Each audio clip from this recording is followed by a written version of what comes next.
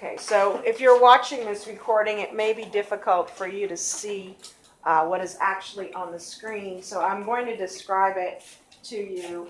Yesterday, we started a brand new text set, and we shifted from writing an expository essay that provides information and teaches our reader, and now we've shifted to argumentative, which is opinion.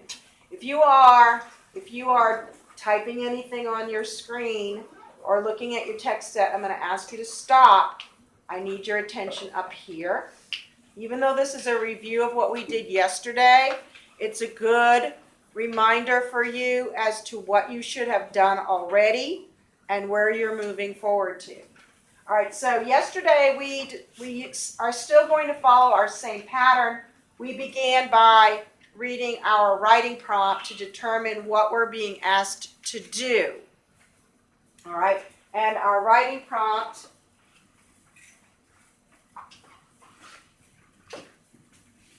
asked us to write an argumentative essay about whether or not kids learn better through digital play or hands-on play. And our first step on our planning sheet was to write 2 thesis statements. We're only going to use one of them, but you should have both of them written on your planning sheet. And remember, we always write our thesis statement first because we want to make sure that we are on task for the prompt. It's easy to get off prompt, and if you get off prompt, you risk having a lower score because the person who's scoring you is going to say that you never understood the instructions or what you read. All right, so on one side of your planning sheet, you should have both of these thesis statements written. Then on the other side, what we did, because we need to annotate, and we're not going to be able to annotate on the text set like we normally would, we set up a T-chart. We're being asked to,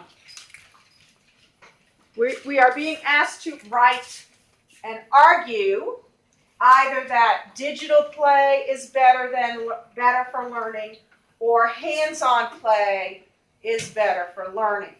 And because we don't know which side of this argument we're going to be writing about, we're going to be taking notes on both. Now, remember, our notes are like our annotations.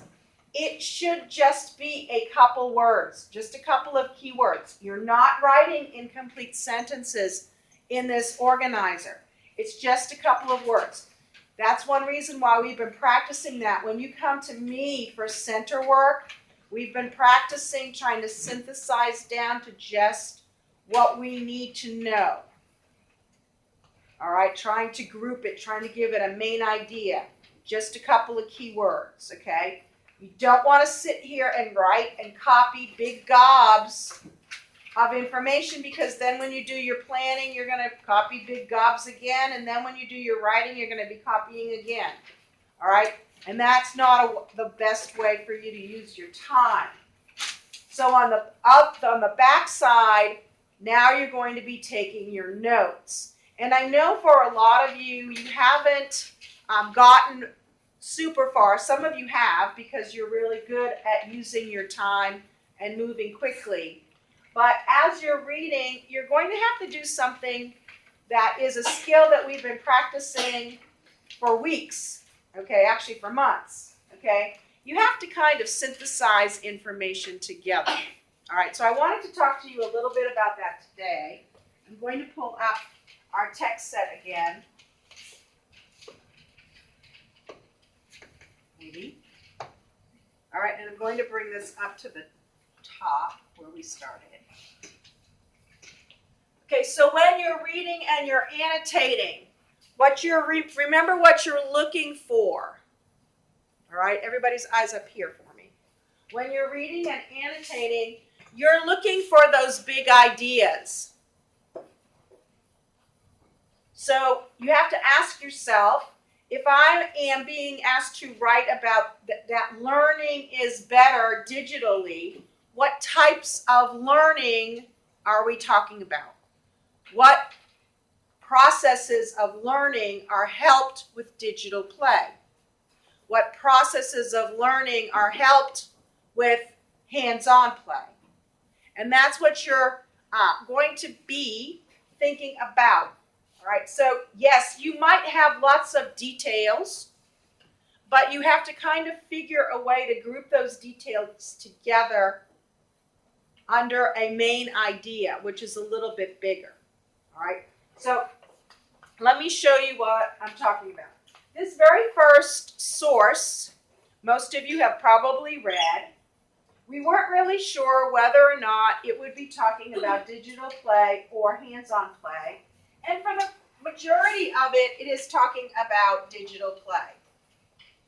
All right, it's talking about digital, it mentions hands-on way down at the bottom, okay? But it's basically kind of an introduction to you. What is digital play? Okay, so it's basically giving you a definition of digital play, so that if you're not sure of what it is, you have that information. But what I noticed when I looked, just, and again, I'm only looking at our, there we go. Let's look at the second source. We can see that they've kind of grouped it under headings. The first one that caught my eye actually was this unlimited creativity. And that to me seemed like a bigger idea. Unlimited creativity, okay, that might be an idea that you could use as a main idea sentence, okay? Digital play provides unlimited creativity.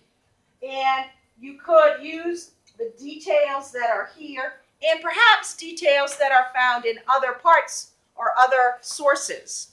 There may be other sources about unlimited creativity with digital play. I also noticed that there is a section here on connecting with other people. Okay, so you could say that another main idea, if you were writing, Gustavo, can you hear me? Another main idea, if you were writing about digital play is better for learning, another idea that you might tap into for a main idea might be that it allows you to connect with other people. When you're out there in the digital world, all right, you could talk to another student who lives in China or Japan. Okay, someone that you would never actually really meet except digitally. All right, so connecting with other people, that's a bigger idea. And then somewhere in your sources, you may find details to support that. They don't all have to come from this one paragraph. You might find details in any of the other sources that would help you with that. Okay? Another one here that I noticed, another heading that could possibly be a main idea, inspiration, the tech skills to life skills, which talks about how the things you learn when you do digital play could translate themselves into skills that you could use in your life as you get older, as an adult. So right there, just from looking at the headings, not really reading it really closely, I have some ideas for main ideas. Okay? Now, another way that you can do this, another strategy that you could use is you could, after reading and choosing which side you're going to write, because remember, you're not writing about both digital play and hands-on play, you're choosing one. All right? So one of the things you could do is you can look at your annotations and ask yourself, how do these details go together? How do they fit together? Are these all about how you are using your imagination? Are these all about how you're using your creativity? Is this all about how it's kinesthetic? Something kinesthetic is when you're moving, right?